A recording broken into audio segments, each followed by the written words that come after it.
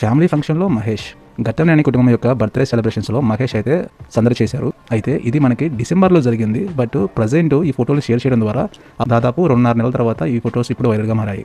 Musical జర్నీగా Sharwa biker, Sharwanand, Malvika Nair నటించినటువంటి biker movie April 3వ తేదీన రిలీజ్ కాబోతుంది.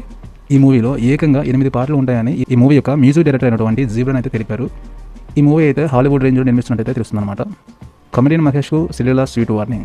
ఉస్తాద్ భగత్ సింగ్ ప్రీ రిలీజ్ ఈవెంట్లో పవన్ కళ్యాణ్ మాట్లాడుతూ ఉండగా కమెడియన్ మహేష్ ఆచంత తన ఫోన్ చూస్తూ బిజీగా ఉన్నాడు. అయితే ఫోన్ యొక్క వాల్యూమ్ ఆన్ చేసి ఉండడంతో శ్రీలీల వెనక్కి తిరిగి చూడగా అది ఇతరులకి డిస్టర్బెన్స్గా ఉంటుందని గమనించిన శ్రీలీల ఫోన్ యొక్క వాల్యూమ్ తగ్గించమని నవ్వుతూ చెప్పింది. ప్రజెంట్ ఈ వీడియో అయితే తెగ వైరల్ అవుతుంది.